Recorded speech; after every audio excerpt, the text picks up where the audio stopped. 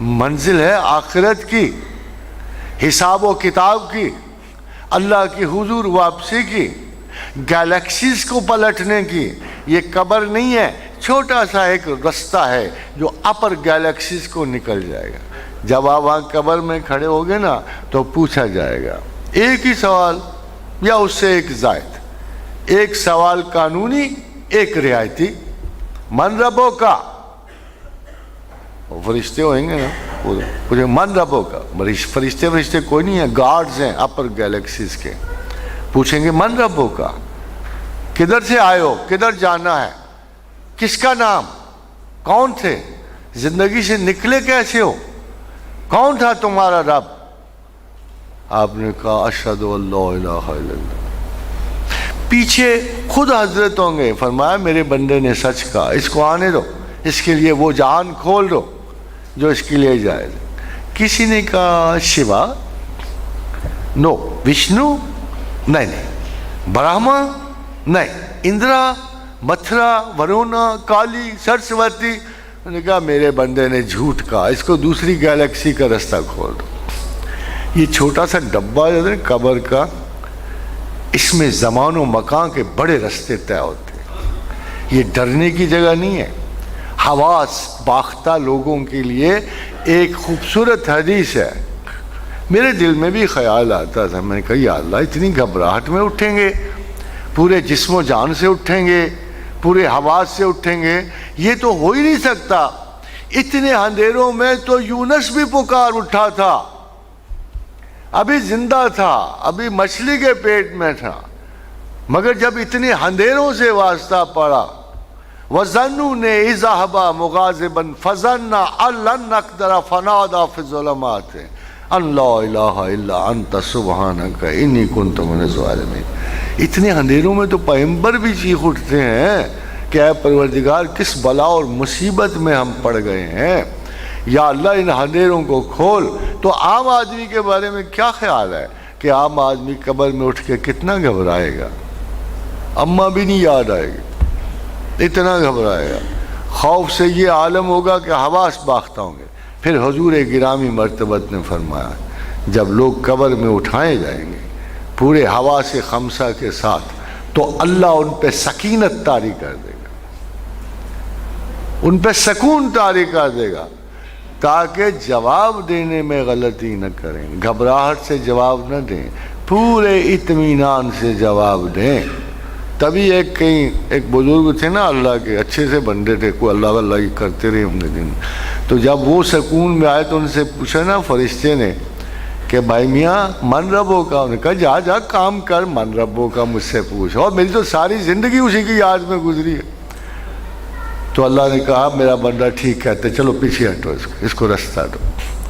خادم حضرات ہمارے رویے اول و آخر صرف اور صرف خدا سے متعین ہوتا ہے، ہمارے پروردگار سے متعین، ہمارا اخلاق، ہمارا عمل، ہمارا روزگار، ہماری زندگی کی ہر شے، ہماری جزیات، ہماری تمام کثرتیں، ہمارا تمام اضمحلال، ہماری تمام قوتیں اللہ کے نام سے متعین۔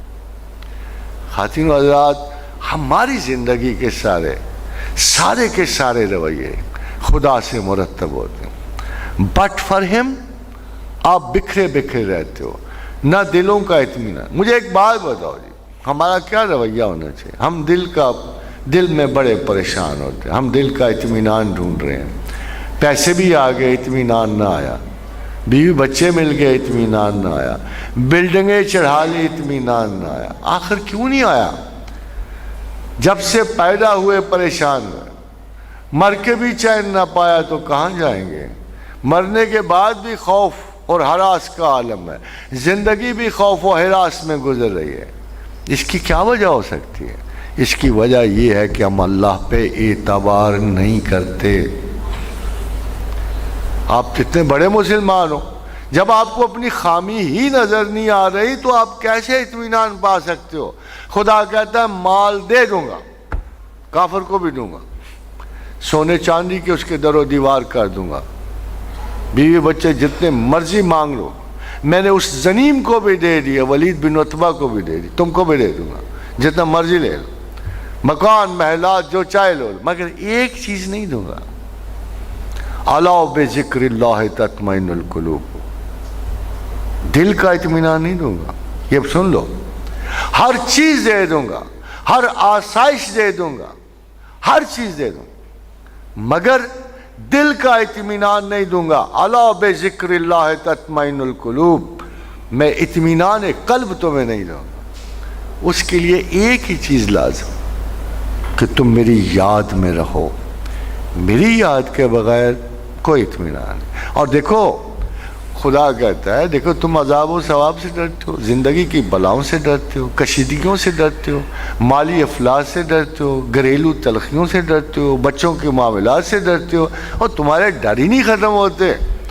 اگر میں سارے جہان کی دولت دے دوں نا تمہیں، وَلَوْ أَنفَقْتَ مَا فِي الْأَرْضِ جَمِيعًا، ساری زمین کا مال خرچ کر، دو دلوں میں تم محبت تو ڈال نہیں سکتے ہو، یعنی محبت بھی اللہ ڈالتا، دل میں اطمینان بھی اللہ دیتا، اور بغیر اس کی یاد کے اطمینان آتا بھی نہیں ہے۔ اور آپ سارے مسلمان ہو، اور اطمینان قلب کے لیے آپ خدا کو یاد کرنا مناسب ہی نہیں سمجھتے، تو پھر آپ کو کہاں سے اطمینان ہے؟ پھر آپ کیسے مسلمان ہو؟ آپ کے اعتبارات کیسے ہیں؟ کیا خدا کے خلاف جانا اعتبار مذہب ہے؟ کیا یہ اعتبار کی بات ہے جب میں آپ سے یہ کہوں کہ یار قرآن یہ کہہ رہا ہے، اللہ یہ کہہ رہا ہے کہ بغیر میری یاد کے تمہیں اطمینان قلب نصیب نہیں ہے، تو آپ کہاں ڈھونڈنے جا رہے ہو اطمینان قلب؟ خدا کہہ رہا ہے فَإِنَّ الْعِزَّةَ لِلَّهِ جَمِيعًا، تمام عزت میرے پاس ہے۔ آپ کس سے ڈھونڈنے جا رہے ہو؟ آپ کس سے کیا چیز ڈھونڈنے جا رہے ہو؟ آپ تعویذ داغوں میں ڈھونڈنے جا رہے ہو؟ آپ فتنے اور یعنی محاسن میں یہ چیزیں کیسے آپ فرق کر سکتے ہو جب آپ کو پتہ ہی نہیں ہے کہ قرآن کے واضح حکم کے خلاف آپ جا رہے ہو؟ تو پھر آپ کہاں سے چیزیں حاصل کرو گے؟ کیا اعتبار ہے یہ کیا دین ہے؟ یہ کون سا رنگ ہے جو آپ پہ چڑھا ہوا ہے؟